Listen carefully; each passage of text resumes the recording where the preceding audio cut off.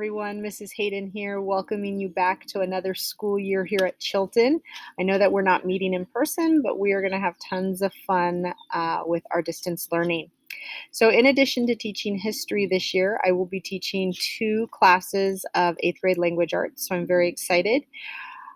In this presentation, which you can find on the Otis class board underneath the back to school night announcement, I am going to go through specifics to this class and then a couple of things that you're probably going to hear in all of your other classes. So that's at the very end. I will try to make this as brief as possible. So let's get started. So a little about me. I received both of my bachelor's and my teaching credential from CSU Sacramento, also known as Sac State. This is my 10th year of teaching and my 4th year at Chilton. Very, very excited to be a teacher at Chilton. If you're new to Chilton, you're going to realize just how special this middle school is.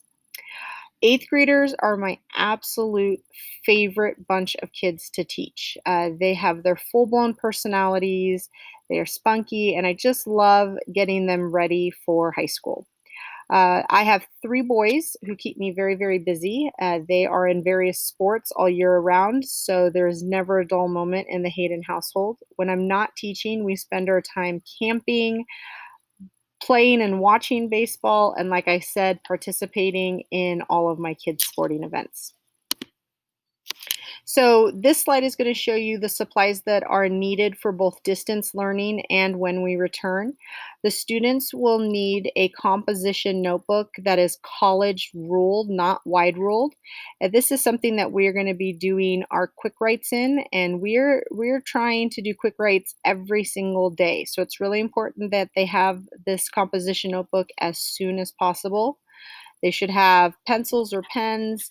They should have picked up their Springboard textbook, which we will be working out of a lot during this first trimester. And then they should always have a reading book for their nightly reading. So our curriculum is based out of the Springboard textbook, and we focus on reading for literature, informational reading, and lots of writing.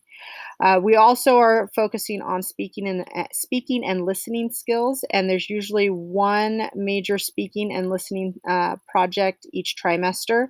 And under the writing, you can see what we focus on for each of the 3 trimesters.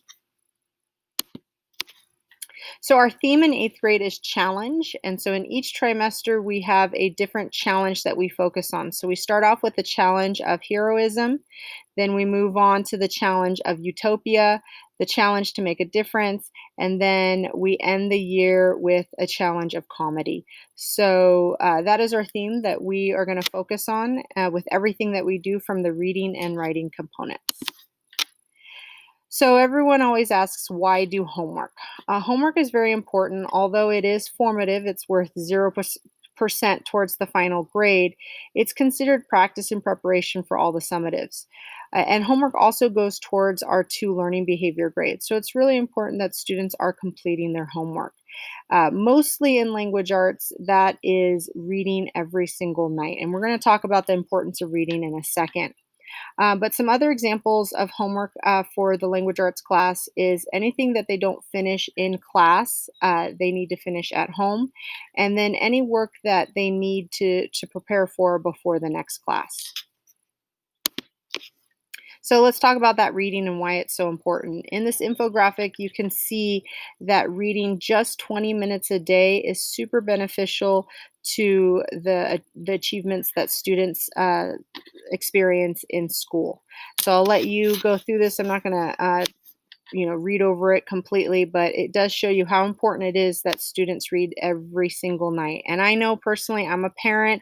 You have those busy nights with all the extracurriculars, that a lot of times reading is the first homework assignment to go. But really, really try to aim for 20 minutes a night.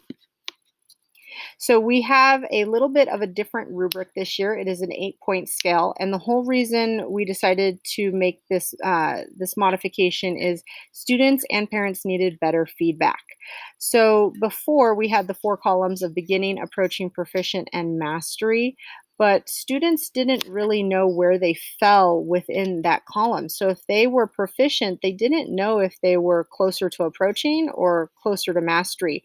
And so it was very difficult for them to really understand how to get to that next level. So we created the 8-point scale. And think of it as like a plus or minus within each column. So now, when a student receives a 6, they know that they are proficient and they're closer to mastery, and then they can see exactly what they need to do to reach that next level. This dark center line dividing the rubric in half shows you that anything to the right means that students are hitting or exceeding the standard, and anything to the left means that they have not hit that standard yet. They're not proficient. And then down below here, you can see how we've broken up summatives, formatives, and learning behaviors. All right, so here are my 3 tips for you. Make sure your child is reading every night at least 20 minutes. Make sure your child is logging into Otis every single day. Everything we do this year, whether we're on distance learning or when we're back in the classroom, is going to be in Otis. So it's really important that they're logging in there.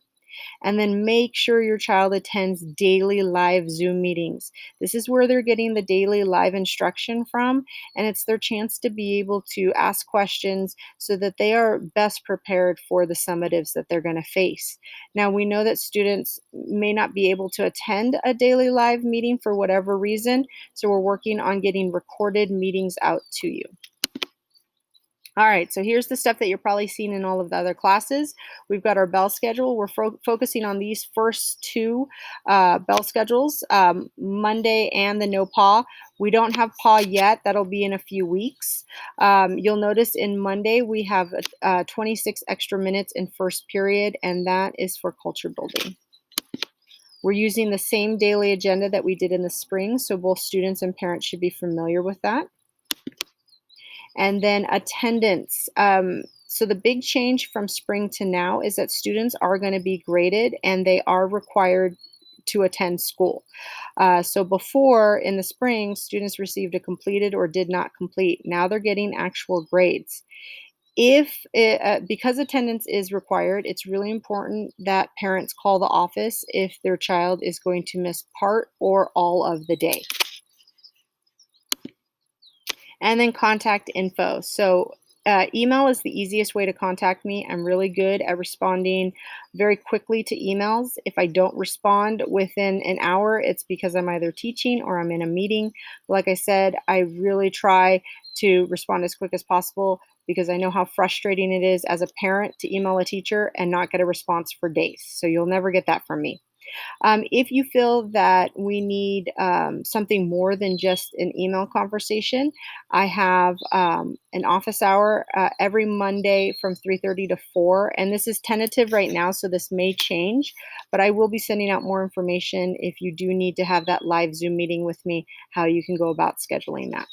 All right, guys, that's it. I hope you had a good back to school night, and I will see you Monday.